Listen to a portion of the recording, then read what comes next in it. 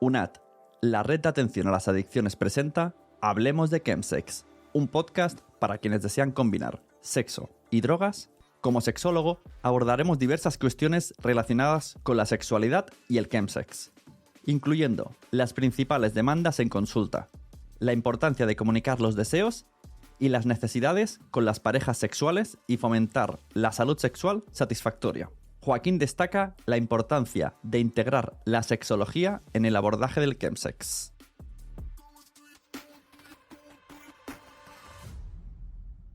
El chemsex en los últimos años se ha definido de múltiples maneras. Principalmente se ha enfocado en la población que lo practica, también se ha definido por el tipo de sustancias que se realiza, aunque de manera muy simplificada, el chemsex sería mantener relaciones sexuales bajo la influencia de drogas, principalmente entre la población de hombres que tienen sexo con hombres, y el objetivo es potenciar y alargar la experiencia sexual. Aunque no debemos olvidar que de manera más minoritaria, este tipo de prácticas también lo realizan tanto otros géneros como otras orientaciones.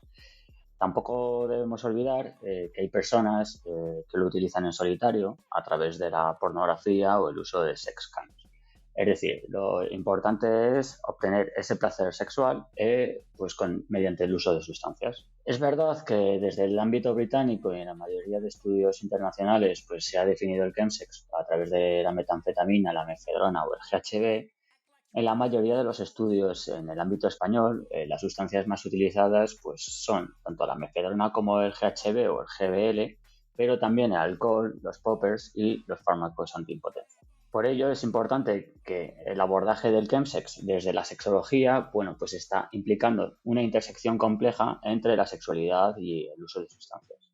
Por ello, en mi opinión también, el chemsex lo que ha dejado encima de la mesa es la importancia de incluir la perspectiva sexológica y la educación sexual, que han sido las grandes olvidadas tanto en la intervención de las drogodependencias y podría decirte que la intervención social en general. Como la sexualidad siempre ha sido considerada como un gran tabú, no deberíamos de olvidar que todas las personas somos seres sexuados y que de una u otra manera tenemos sexualidad. En consulta sexológica se intervienen con personas con dependencia a sustancias que afectan negativamente a su salud sexual y dificultan mantener relaciones sexuales satisfactorias sin drogas. Además, en los últimos años se ha visibilizado el uso de chemsex en la práctica de minorías eróticas como el BDSM. En consulta principalmente lo que más se ve son casos de personas que presentan una dependencia a las sustancias que además afectan al establecimiento de una salud sexual positiva,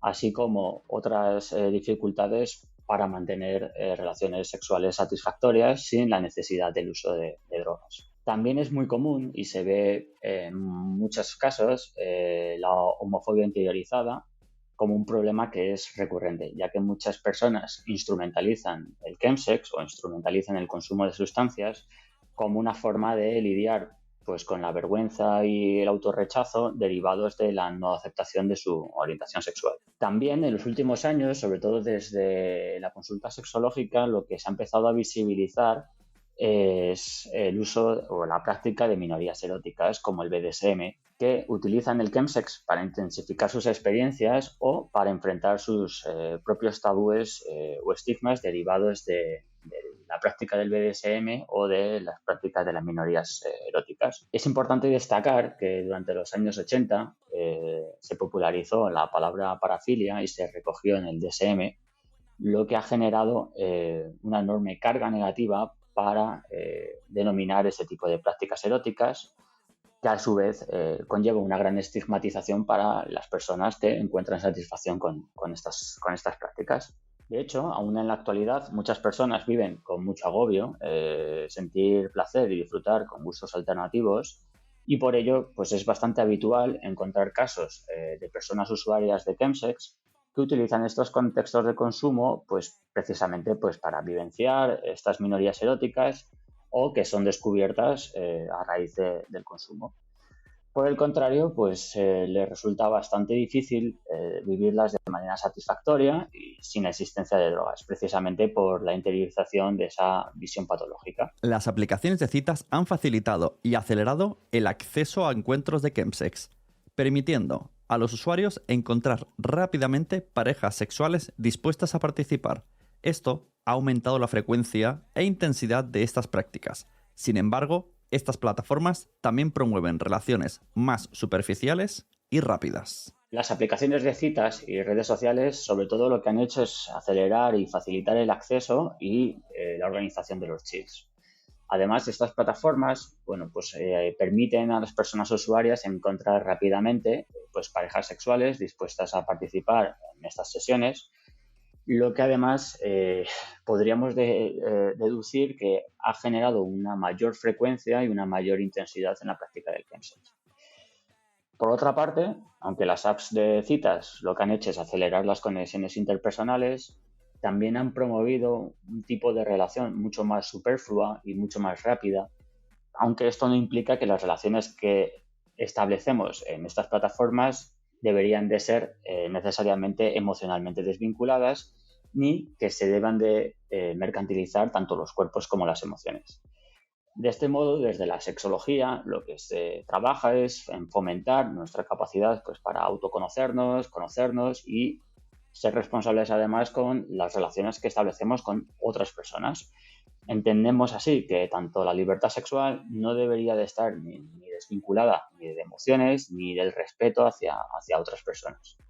De este modo, que aunque se establezcan interacciones de manera mucho más rápida y mucho más fluida que en el cara a cara, estas interacciones o esa forma de establecer relaciones con otras personas no nos debería de alejarnos de establecer relaciones empáticas y una conexión genuina. Entonces, la vinculación emocional lo que requiere es tiempo y mucha comunicación. Además, lo verdaderamente significativo es proponer una ética del cuidado que abarque todas nuestras relaciones, independientemente de si son sexuales o emocionales o familiares o de amistades, que se establezcan tanto en el plano virtual como en el plano físico.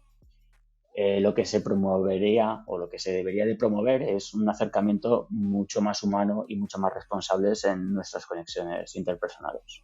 En las apps de contactos se han creado un lenguaje propio con términos y códigos que facilitan el intercambio de información sobre disponibilidad de sustancias y participación en eventos de chemsex. Además, estas plataformas pueden dar lugar a dinámicas de violencia y agresiones emocionales que, aunque ya existían en interacciones cara a cara, se han incrementado con la popularización de estas tecnologías. Ya Raúl Soriano, hará unos 7 años aproximadamente, empezó a identificar todo un argot de términos y de códigos que se generan dentro de las aplicaciones de contacto que indican diferentes cuestiones, así como la disponibilidad de las sustancias, como la participación de grupos y eventos donde se están realizando las sesiones, nuestros gustos eróticos, nuestra pasividad o aceptación de nuestra sexualidad. También lo que se están observando es que algunas personas están desarrollando también un uso compulsivo en el uso de estas aplicaciones para gestionar la ansiedad y el aislamiento. Por otra parte, también las aplicaciones de citas lo que han generado son dinámicas que pueden derivar en violencias o en agresiones emocionales que de manera silenciosa lo que causan es un daño significativo a las personas que las sufren.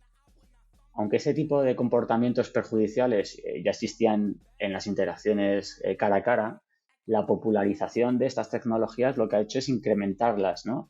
Incrementar en las interacciones diarias, y lo que ha disminuido es la atención y la calidad que dedicamos al establecimiento de las relaciones. Y así también lo que ha generado las aplicaciones de contactos es un cambio en nuestra escala de valores, en nuestra forma de socializar. Además, es bastante común que se produzca una despersonalización de la persona que está al otro lado de la pantalla, ya que perdemos gran parte de comunicación y lo que puede llevar precisamente a una falta de conciencia sobre las consecuencias de nuestro diálogo. Se genera muchas veces no enfrentarnos directamente a posibles conflictos y tener la opción de desaparecer, de bloquear o de ignorar a la otra persona, lo que comúnmente se está denominando el ghosting, el benching o biting. Es decir, podemos sentirnos mucho más inclinados a realizar comentarios que además podrían resultar bastante incómodos o inaceptables en una interacción que se produce de manera presencial. Además, la mayoría de estas aplicaciones tienen una interfaz puramente visual en las que se publica una fotografía y un pequeño texto descriptivo, como sucede en Grindr, y se tiende a primar principalmente la seducción a través de los estándares estéticos socialmente aceptados como eróticos o deseables. De este modo, pues los criterios están condicionando lo que socialmente establecemos como una persona normal o deseable y se están excluyendo a personas que no cumplen con esos estándares, como sucede, por ejemplo, con personas con cuerpos no normativos, denominado gordofobia, a personas mayores, a personas racializadas o personas que pueden tener algún problema de salud mental, que comúnmente también se llama cuerdismo. Las personas suelen reportar diferencias significativas entre tener sexo sobrio y bajo la influencia de drogas. Desde la intervención sexológica se enfoca en reconstruir una sexualidad sana sin drogas, mejorar la comunicación interpersonal y abordar posibles traumas o motivaciones. Realmente las personas suelen reportar principalmente que el sexo bajo la influencia de las drogas se percibe como mucho más intenso y con mayor desinhibición. Pero también mencionan algunas de ellas que puede haber una mayor pérdida de control y la asunción de mayores riesgos. Por el lado contrario, las personas que reportan o que quieren abandonar el consumo, lo que reportan es que el sexo sin sustancias pues puede parecer menos excitante de manera inicial, pero lo que buscan o lo que están buscando muchas veces es una mayor conexión emocional y una mayor control sobre las decisiones en el plano erótico.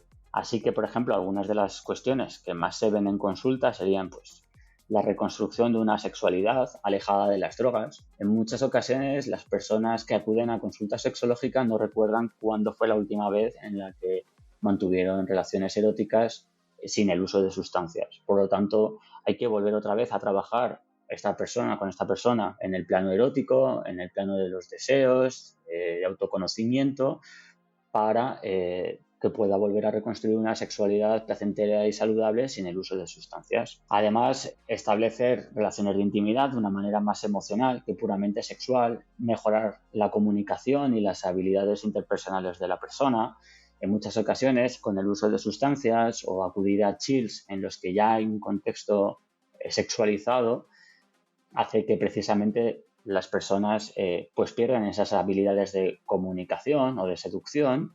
Entonces hay que trabajar con las personas que acuden a terapia sexológica esa mejora de las comunicaciones. También es importante no obligar a la abstinencia sexual, salvo que sea una decisión de la propia persona. Hay personas que deciden mantener durante determinado tiempo, no mantener encuentros eróticos precisamente por esa asociación que han realizado con el uso de sustancias. No obstante, repito, esto es una decisión que tiene que ser tomada por la persona y no debe ser una obligación por parte de la persona que está estableciendo el proceso terapéutico. También es importante pues, comprender posibles traumas o motivaciones individuales que cada persona inducen en el chemsex, ¿no?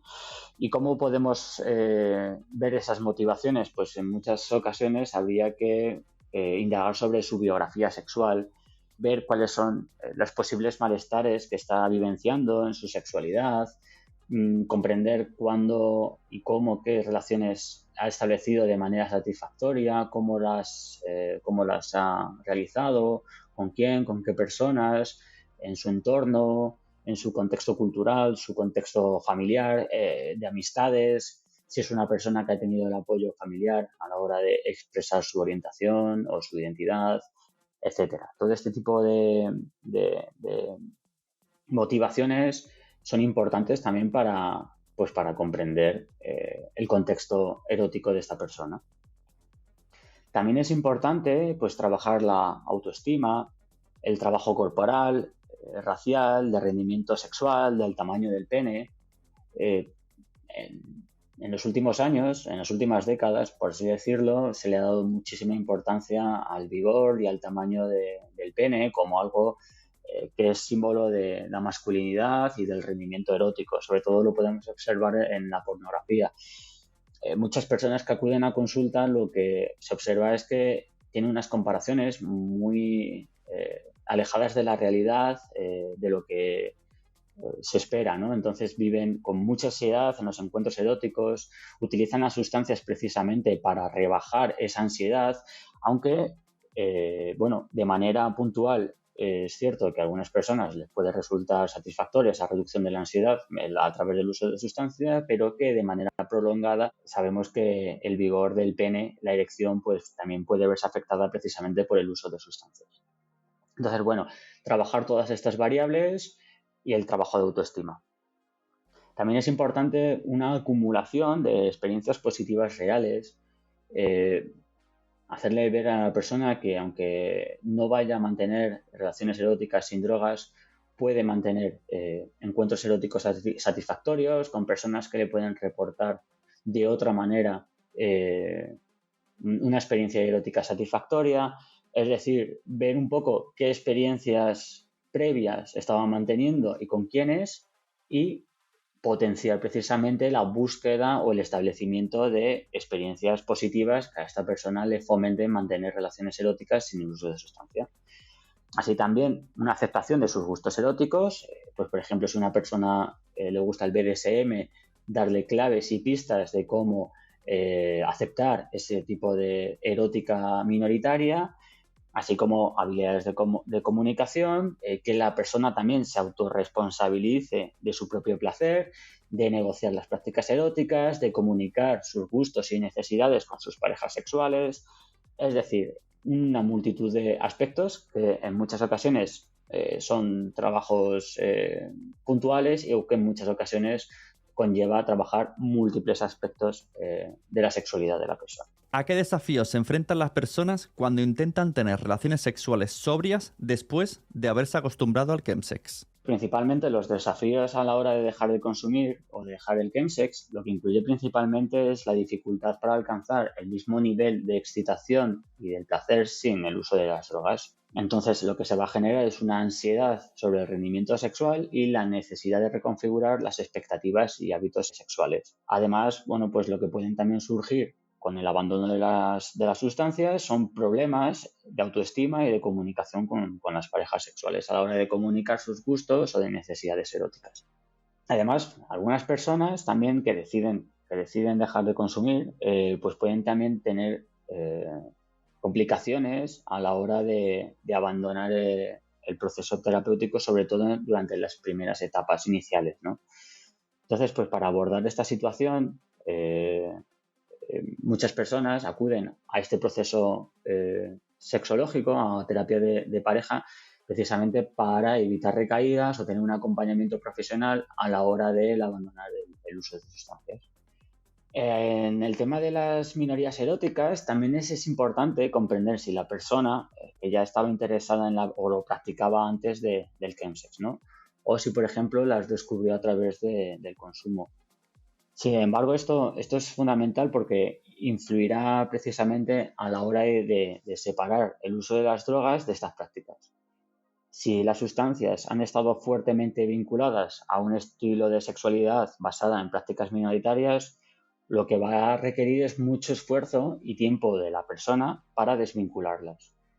Por el otro lado, si el placer de estas prácticas se descubrió durante el chemsex, pues será un proceso de autoconocimiento pues para evaluar si este interés se desarrolló principalmente debido a la interacción con las drogas.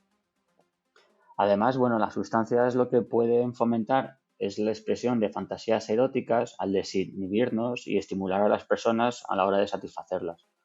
También es importante pues reconocer que las fantasías sexuales no necesariamente las tenemos que satisfacer, sino que son diferentes de la realidad y que no siempre son o que no siempre reflejan los deseos verdaderos. También las prácticas eróticas lo que suelen involucrar son sensaciones visuales, olfativas y táctiles. También por ello es importante que las personas que están dejando de consumir o que están en un proceso de abandono de sustancias se acostumbren a estas sensaciones precisamente sin el uso de sustancias, ya que les va a resultar extremadamente diferentes. Y bueno, sí que es importante que las personas que han dejado el chemsex o bien no están 100% en su proceso de recuperación, es importante contar con una buena red de apoyo y de cuidado, especialmente en lugares en los que puedan estar presentes las drogas, ¿no? Ya que esta red de apoyo puede ser de gran ayuda para evitar recaídas.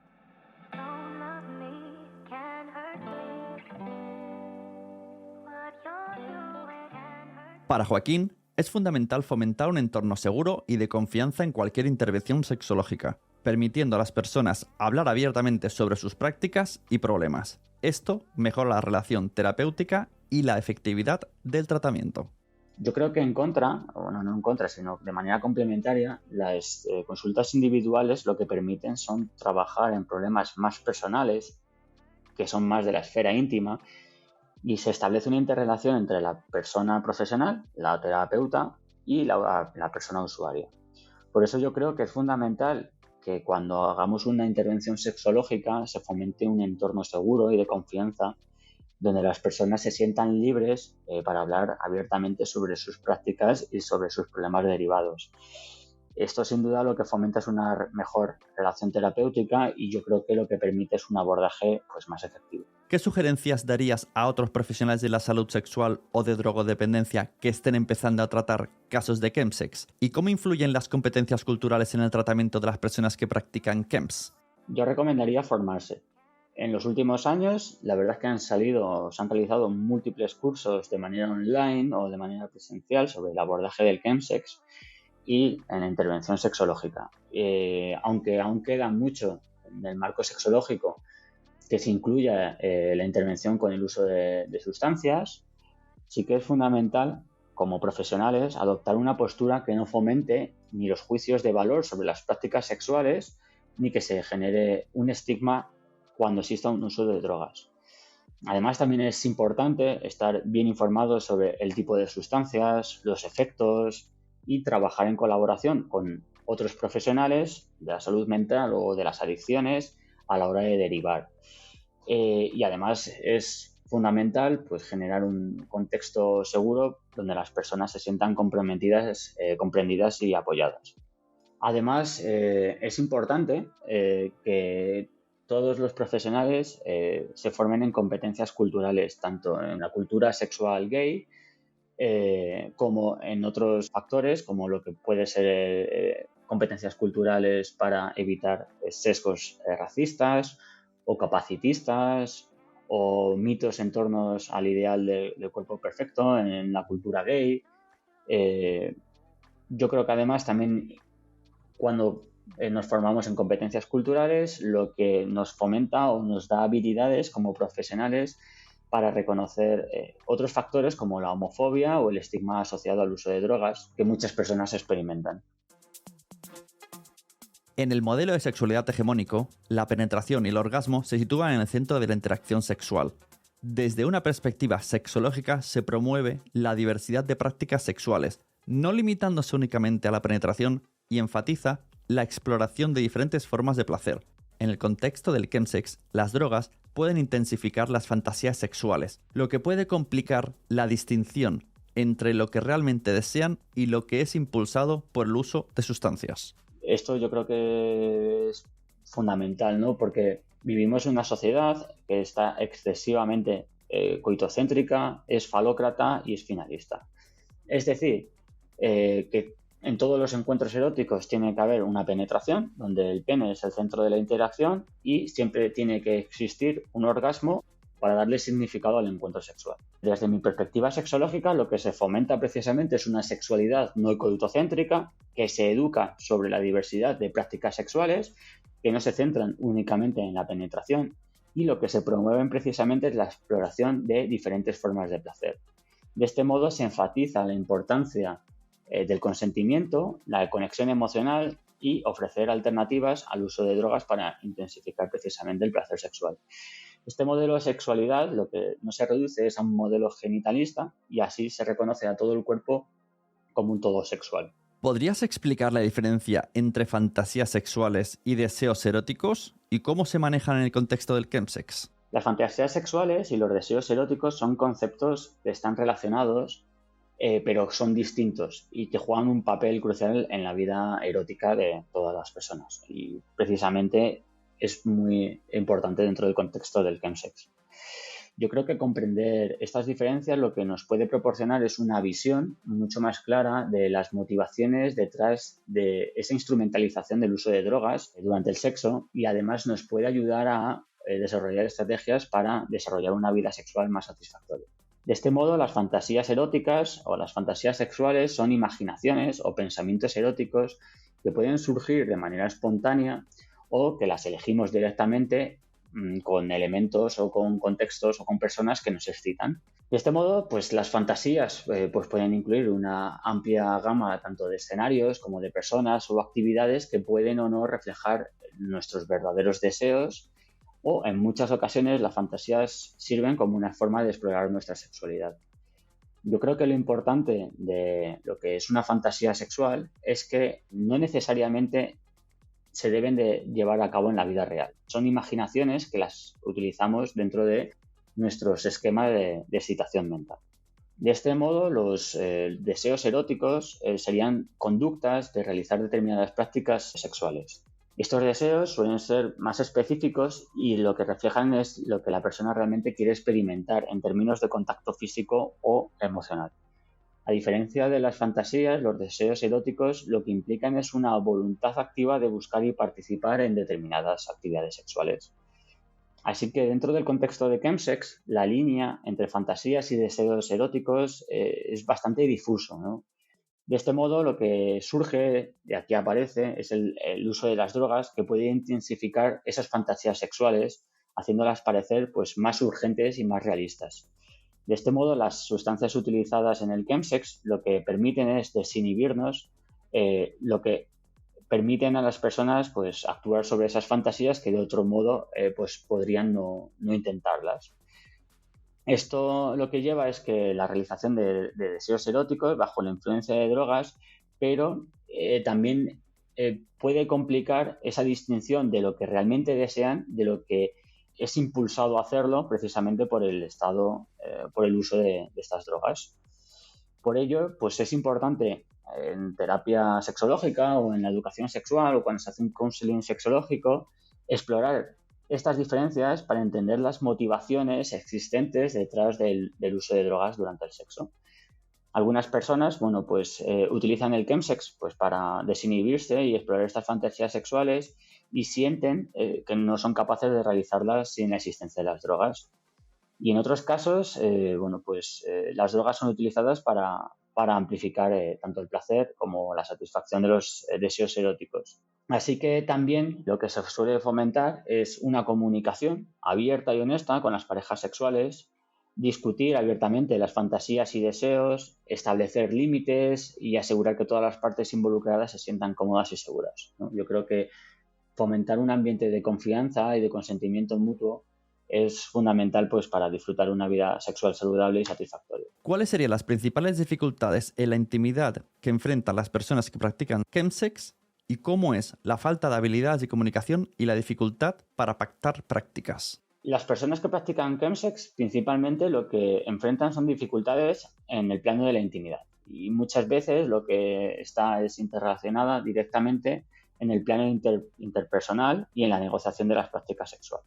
De este modo se generan dificultades que pueden tener un impacto significativo en la satisfacción personal y en la salud sexual y emocional. Lo que más se observa es que una de las dificultades más comunes es la incapacidad para comunicar de manera efectiva los límites y las necesidades sexuales. Además, las personas que participan en chemsex pueden tener dificultades también para expresar claramente lo que desean y lo que no están dispuestas a hacer durante los encuentros sexuales. Ya comentábamos antes, precisamente lo que genera el uso de sustancias es una mayor desinhibición, lo que dificulta también en muchas ocasiones es una comunicación sincera y abierta, y esta falta de habilidades de comunicación lo que puede llevar es lugar a malentendidos, a resentimientos y a experiencias sexuales que son totalmente insatisfactorias o incluso que pueden resultar traumáticas. Otra dificultad significativa es la dependencia de las drogas pues para sentirse cómodos o excitados o que sean capaces de participar en actividades sexuales. Negociar prácticas sexuales seguras y consensuadas a menudo también es otra complicación, dado que en las sesiones o en los chills, en estos encuentros sexuales se realizan con personas desconocidas o en contextos en los que hay múltiples parejas sexuales, lo que puede llevar también a complicar a tomar decisiones seguras sobre los usos de protección o de los límites personales. También es muy importante el tema del consentimiento sobre qué tipo de droga se quiere utilizar, cuándo se quiere utilizar y que además dentro de este contexto de uso de sustancias lo que puede dificultar aún más es la percepción del riesgo. Para mejorar la comunicación con las parejas sexuales en contexto de chemsex, es crucial aplicar técnicas de comunicación asertiva. Estas herramientas no solo mejoran la calidad de las interacciones sexuales, sino que también fomentan conexiones emocionales más profundas. Joaquín, ¿qué herramientas y formas de acompañamiento recomiendas para mejorar la comunicación y las parejas sexuales en la negociación de las prácticas? Es importante, pues aplicar técnicas de comunicación asertiva que lo que nos permita es expresar de manera abierta nuestros deseos y nuestros límites, a su vez que también se respeta la autonomía de la pareja sexual. La comunicación asertiva lo que nos ayuda es precisamente a establecer acuerdos claros sobre lo que consideramos que es aceptable y cómodo para ambas partes. Principalmente esto se debería de realizar antes de cualquier encuentro sexual. Además, la práctica de la escucha activa lo que facilita precisamente es entender las necesidades y las preocupaciones de la pareja. Y de este modo lo que se promueve también pues, es un modelo de comunicación más empático y efectivo. También se recomendaría la participación en terapias o en talleres especializados de comunicación sexual, donde se pueden adquirir habilidades adicionales para fortalecer la intimidad emocional y física, así por ejemplo como para evitar conflictos de pareja o construir relaciones mucho más estables. Además, la construcción de herramientas en habilidades sociales y comunicativas pues no solo mejoran la calidad de las interacciones en el plano sexual, sino que también contribuyen a establecer conexiones emocionales mucho más profundas, independientemente si es dentro del contexto de chemsex o en cualquier otro plano. ¿Y cómo afecta la falta de autoestima en educación sexual deficiente a las personas que practican chemsex? Lo que puede llevar es una mayor dependencia del uso de drogas, pues para sentirse valorado o deseado durante los encuentros sexuales. Esto además también puede resultar en una comprensión limitada de prácticas sexuales seguras y consensuadas o un aumento del riesgo en el plano tanto físico como emocional. También es importante que como profesionales no nos enfoquemos en liberar a nadie, sino que es importante que las personas sean autónomas, que tengan información y apoyo para que cada persona gestione su sexualidad de la manera más placentera posible. De este modo, lo que se debe de respetar son sus tiempos, sus necesidades, fomentar su autonomía, pues para que cada persona decida si quiere mantener relaciones sexuales o no, de qué forma, con qué personas o bajo qué circunstancias. De este modo, pues la educación sexual tampoco consiste en aprender sobre posturas sexuales. La educación sexual pues va más allá de eso y lo que pretende es que las prácticas sexuales deben de girar también en torno a la afectividad, al cuidado de la otra persona y a la responsabilidad. Es decir, recibir educación sexual no es perjudicial. Lo que es perjudicial es no recibir una adecuada educación sexual o una omisión de la misma, porque la gente aprenderá y aprenderá mal, pero aprenderá. La falta de asertividad y la presión social ejercen una influencia significativa en las prácticas de chemsex, limitando la capacidad de las personas para establecer límites claros y comunicar sus necesidades sexuales. Para Joaquín, es necesario abordar estas dinámicas en terapia sexológica y en entornos comunitarios, proporcionando herramientas de asertividad para promover la autonomía personal y el bienestar sexual y emocional. La asertividad sexual juega un papel crucial en las prácticas de chemsex, ya que limita la capacidad de las personas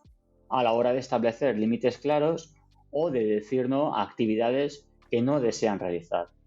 Esta falta de habilidades para comunicar tanto necesidades como límites puede resultar en la participación de encuentros sexuales que son físicamente o emocionalmente de riesgo contribuyendo así a una dinámica en la que la persona pues, no es capaz de comunicar qué es lo que desea, cuándo lo desea o con quién lo desea. Además, también es importante destacar la presión social que se puede generar en determinados contextos de chemsex, que puede influir en muchas ocasiones a las decisiones que toma esa persona dentro de estos contextos, de estas sesiones. De este modo, la necesidad de pertenecer o encajar a un grupo o a determinado círculo social, lo que puede llevar a determinadas personas es al uso de las drogas como un medio pues, para ganar aceptación o sentirse parte de un grupo. De este modo, pues la presión social pues, puede ser mucho más intensa y puede llevar a comportamientos de mayor riesgo y generar una espiral de dependencia en el uso de las drogas para mantener relaciones o participar en actividades que se perciben como necesarias para mantener esa conexión social. De este modo, la falta de asertividad y de presión social lo que puede generar es un entorno en el que las personas se sientan obligadas a participar en las sesiones, lo que puede llegar a comprometer también su salud tanto física, emocional y sexual. Por ello, pues es fundamental abordar y dar herramientas de asertividad sexual a las personas que acuden a los centros comunitarios o que acuden a terapia sexológica, precisamente pues para fomentar una mayor autonomía personal y una mayor percepción sobre las prácticas sexuales.